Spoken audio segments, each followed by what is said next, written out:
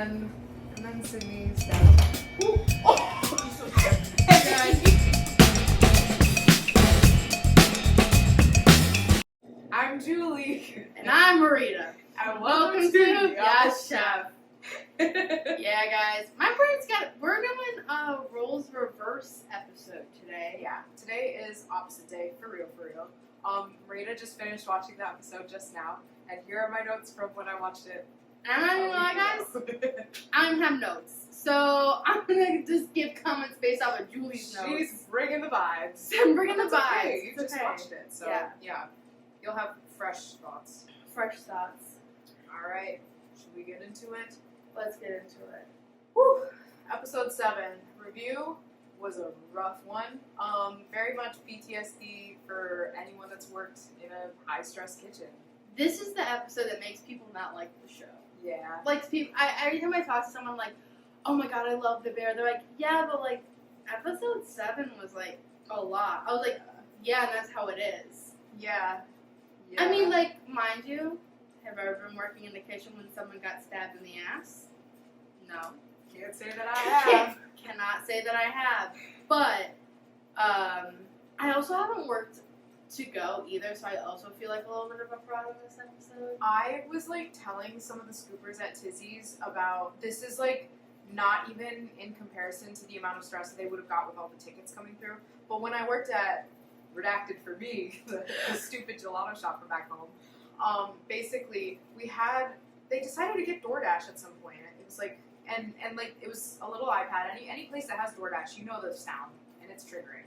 But the little teeny tiny iPad was like in the back. And granted, like we got pretty busy like during the summertime. So when you have that, it's like you're helping a line that's out the door, and then you hear the thing ringing in the background. You're like, ah, and then you need to go. Like I was telling them, when you have that, it's ringing, and it doesn't stop ringing until you acknowledge it, and you put it like a pickup time or something. Like say, oh, this will take half an hour, this will take 45 minutes, something like that, and it will not stop ringing until somebody comes to press the button, and they'll call you too, just to be like, hey. Did you get the notification? And it's like, hey, I'm literally helping 10 people right now. Like, yeah. Oh, wow. So, I've worked a very, very busy shift. Yeah. Where it's been, like, chaotic and stressful, like how this episode was, but never to go. Yeah. But anyone I know that does do to go or works as to go or has ever, they said that this episode's very accurate. Oh, yeah. Yeah. I think the Bear as a whole does like a really great job at being accurate for these Oh, things. yeah. If you haven't, hey guys, if you haven't gotten the gist of our podcast yet, it's a pretty accurate show. It's on brand. That's on very brand. accurate in the culinary industry and in Chicago. Oh my god. Anyways. So the first thing I did was like the start of the episode, their little montage that they do. I feel like we talk about this anytime there's a montage, but I love it. Yes. I love to see the parts of Chicago. I really do. Oh, and they pick such like iconic moments. Yeah. Like I love it. My next thing was Carmi when he's like calling out like tasks for everyone to do, and is like you this you or like oh the pars for all the foods, and he's like okay we need like 20 chicken, 30 beef. Richie, go fuck yourself. Da da da. Like keeps going with the thing. I was like oh, blessings. Yeah, I have this definitely as a note for later in episodes. Not when it hasn't built up quite yet, but this entire episode reminds me of that sketch that was on TikTok of that guy who's from SNL, but then like created his own sketch show where he's like 55 burgers, 55 fries, 55 tacos, 55 pies, 55 milkshakes or whatever, and he's like in a car through line. That's literally how they were this entire episode. Yeah. The amount of like all days that they called. Yeah. Fire all of them. 235 sandwiches. I would have been like, hey guys, we gotta simply no. We gotta just. That was another confusing thing. I don't understand why didn't they stop? Like they just let it. The whole episode, I literally was like, hey, can we all take a minute collectively and one person go over to the to-go system and shut it down? Just shut it down. Hey, not accepting any more orders, cut it off wherever it was, and then fulfill all of that as to your best of your ability, whatever, refund the ones that you can't do. Like, don't get me wrong, yeah, the way that things unfolded had to for the plot. But like, yeah, there also, was a solution. There was a solution, and I don't understand. Like when people get frantic, it's like when people can't be heard, they yell. Yes. And that's exactly what this episode is. Yeah. No one is listening to each other, so they are constantly screaming just to be heard. Yeah. And everyone's so stressed that they cannot listen. Yeah. That's basically what this entire episode is. Yeah, literally. My next thing I put in all caps was Sydney standing up for herself with Richie. Genuinely, I live for any moment that people put Richie in his place in the show. I live for it. Yes. I love nothing more I do too. than that. Yeah, no, she is. Yeah, she is not nice to him this episode. This is the first episode where she's like, "Hey guys, why are we yelling?" I was like, "You're the one who's usually like this." Yeah. He usually comes okay. in and is like, "What's up, fuckers?" Like, Yeah. alright. Yeah. I put, just like a kind of a little push, because like, it's, the episode's called Review, and in the forefront, in like the beginning of it, they're talking about the risotto, and the review that Sydney got for the risotto and everything. So at that point, it's like, oh, technically the beef is like being held up and stuff, and they're like, hey, it's kind of on the rise because of the risotto. But like, Carmi didn't want it to go out, so like when he's talking about to go and stuff, he keeps saying that it's Sydney's idea, it's Sydney's thing. To go is Sydney's thing, and it's like it's like a little quip, and it's like, ooh, Yeah, uncomfy. just especially because Carmi knew it was gonna be a shit show, so he was like, "Wasn't my idea." Right, and like this is what being petty in the kitchen gets you. Mhm. So yeah. Yeah, and he starts to go he's like, "I'm gonna start to go," and Sydney's like, "No." He's like, "I'm gonna do it anyways." I was like, "Whoa, okay." Oh, yeah. Like, yeah, this whole episode is just chaos. It really is just chaotic. When the tickets start printing, man, I think that That everyone, machine sound. ooh, they had like I mean, I can hear it in my head right now. I'm sure you guys can too, but it's just like everyone's eyes probably start twitching, and you're just like, wah. Yeah, excuse me, ladies and gentlemen. I am tie-tied. She's eepy. Excuse my yawn. But the busiest day that this episode reminded me of at Redacted is, I mean, through context clues, you might be able to figure out what company I'm talking about. But they have this thing that's a pretty big wine and food festival. And the biggie. yeah. And the big and I worked at a station that made donuts. And it was the last weekend of this festival. And so all the locals are like, "Oh shit, let's eat everything that we forgot to eat since this has been open since July. Yeah. We're gonna eat everything tonight, actually." Yeah. So that was the night. There were usually the donut bar the donut place had like 2 workers. Yeah, it was like 2 workers. That night we had 4 staff members in there. Mind you, it's an outdoor kiosk. Small. Too, 4, probably. yes, that's what I mean. Like Yeah. very, very small. So there's a front of house person pouring drinks. 4 of us. One of them being the head chef of the Big E. The head pastry chef of the Big E is with me, and I am just but a small little intern working on this. The shift change that night also horrible. Just like I had to fry donuts, pull them out of the 3 fryers were going at the same time. Also, mind you, this was in Florida. 3 fryers outside in the heat. You have to wear long sleeves because that's your chef whites. And we were taking donuts out, and literally someone would order an apple pie donut, and we would get them out of the fryer and fill them immediately. Like, there was literally no time. Like, everything was, it was so hot. We had to wear like 4 pairs of gloves, and it was just very chaotic, and that's what this episode reminded me of. Yeah. We all have our The phrase all day is just, all day. can I get 4 all day? I'm like, No. Well, at that point when the stress starts kicking in, I was like, bro, I think this is the shortest episode because it's the most stressful. Oh, yeah. It's the shortest one on purpose. Another note about this episode that's really fun is it's not one take, but I think in the entire episode there's only 4 cuts or something like that. Oh, Most of it is all filmed on one shot, which means there had to have been immense amount of choreography Yeah. for who, like, that was, like, basically choreographing a dance. Everyone had to be in Sure. the same, like, areas, and then, but also including the cameramen. Dude, yeah, that's what I was just thinking and like kind of visualizing, like the camera dude that's just like like navigating the Following kitchen, him, like yeah. just with the camera.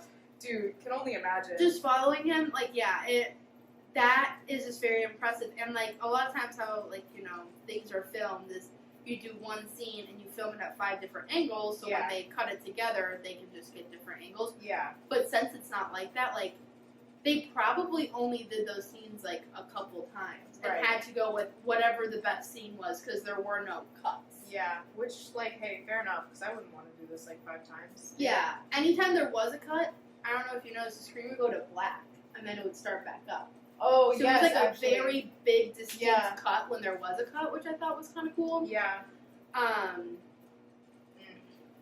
Speaking of camera shots, I wrote that when Sydney was yelling at Tina, they strategically just shot Tina's face, so you can see like her just low-key getting sad that like Sydney's fucking yelling at her. I know the arc that they had, because Tina hated her. Yeah. Now hated Tina her, respects her, came around. She sees and now like Tina's sad. yeah, like yeah.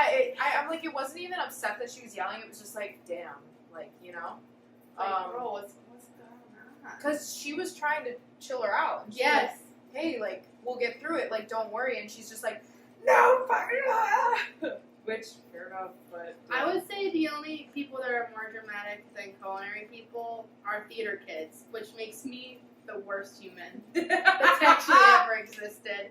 Because I'm like, the only time I've ever been that stressed was in theater. So, Oh my god. Oh, I literally wrote this, that, like, why didn't they just shut down the to-go orders? Genuinely. yeah, I don't They understand. just kept going. And yeah, it was definitely for the dramatique. Yeah. But yeah, he just also kept on firing off like different numbers every time, and I was like, "Are these the all-day numbers? Are we just saying random numbers now?" So I'm like, it's like football. 200, like, but also like, there's no way they had 200 loaves of bread. So like, if you get 200 sandwiches, just like you have to start issuing refunds. Then Yeah. like, there's Just stop it and issue refunds and do what you can do with what you have, because literally you can't make this shit out of thin air. Yeah. You only have so much in your par stock. Like, damn. But freaking, they definitely don't have 200 rolls because Marcus was fucking around with the donuts. And holy shit, bro. no, because what the fuck is wrong with Marcus in this episode? Genuinely. He had lost the plot. For real. Like, Did he not hear screaming, fighting, yelling, swearing? Like, did he, like, when he comes up to Carmi, but, okay, there's also always that person in the kitchen. well, yeah. So I'm like, you know what? Yeah. Representation matters. Yeah. But why'd it have to be our boy Marcus? I know! He was like, it was a yeasted donut. And I was like, oh, he's about to get his head chopped off. Literally. He's like, I was working Ooh. with cake donuts. So yeah, he's they almost inspired him too much. Yeah. They put him too far into it. Like, he really lost the plot for a second there. It was like, hey man, focus at the task at hand, and anything you want to do extracurricular, you can do extracurricular. Come in at 4 in the morning and make donuts, but right now it's cake time. Like, Yeah. oh god. Oh. It's literally like, Sydney stabs Richie. Also, before the stabbing, when Sydney turns the corner and drops the cake, Oh yeah. and he is like, It's just I said corner. Like, I thought You didn't that say was corner. also very funny. He didn't say You corner. didn't say corner. He didn't say corner. He didn't Yeah. say- But also shows why it's important to say those things, because You don't just say them for fun, guys. you're gonna get stabbed. Yeah. Yeah. It was so like, And, like, I don't know if you've ever... I've been stabbed like that in class before. Like, where the knife just kind of goes in. In your... What? Well, not in my butt. Like, not like I've that been you- stabbed in the ass like that, actually. No, but, like, when, like, a knife just kind of, like, goes in, like, slowly. It's not just, like, you're... It's not like she came up and was like, oh, I'm stabbing Richie right now. It was just, like, you know? Like, stuck. But not that far. Didn't his go far or no? His went pretty far. Mine was just, like, I sliced my thumb with my serrated knife. Because I went to reach for something in my kit without looking, and then my knife just went, like, Absolutely. at an angle. And I was like, ah. Every single day, I play with my serrated scar on my thumb. And anytime I hear someone having a serrated knife injury in the kitchen, it always has to do with a stale baguette. Watch out, kids. Oh my god. Watch out, folks. Oh, It's happened to sure. me and people I know. But yeah, so that was an injury. I know we've talked a little bit about injuries. I don't know if I talked about me slicing my finger open. Again, that wasn't even in school or at work or anything. I was home slicing a baguette and it just slipped and went through my finger. Oh. Yeah. Well, we talked about, I think Burns. we talked about burns last time, and now we're talking about knife cuts, So, yeah. dang. Yeah. I still can't do the thing, you know when you're supposed to keep the claw and you do the whole... Yes. I don't know how they do that, and they're like, oh, you do it so that it's like the knife is up against here, and But then you your can move finger back. cramps. I just forget, so I just am like, Yeah. fingers crossed. I do too. Since we are talking about knife stories real quick, when I was in high school, this is a side tangent story, but I promise it's worth it. When I was in high school, I was in a culinary competition, and I was with two people who didn't necessarily have as much experience as I did. And when I tell you, in the first 5 minutes, one of the girls sliced her hands open. We didn't have any, we didn't really teach about knife. We taught about knife safety, but, not to do, we never teach you, what you do if you slice your hand open. She literally sliced her hand open, and I was like, okay, she was on salad prep, doing the vegetables. She can't, all of those vegetables have to go and, get thrown away. And then later, this girl, I was telling her, this is the same competition. She pulled potatoes out of the oven. She was like, how do these look? And I was like, they look fine. Now, you're in my way because I was holding something. So sorry for the podcast listeners, she was holding something hot and then got flustered and took her other hand and grabbed the hot tray that came out of the oven.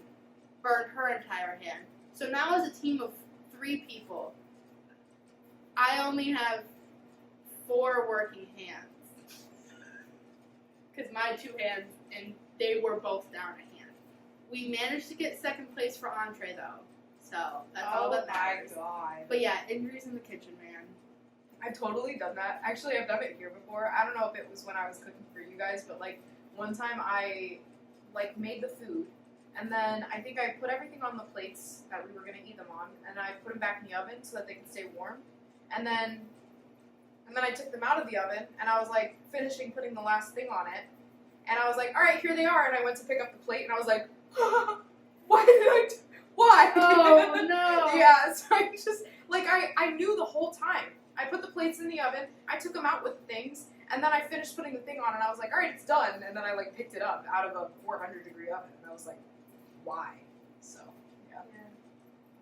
Also, there's a fly that keeps flying around us. At the same competition, last story I have, I opened up a steam oven, and no one tells you have to step away when you open a steam oven. No one told me that. So I got shocked from the steam, opened my mouth, the steam burned the inside of my mouth.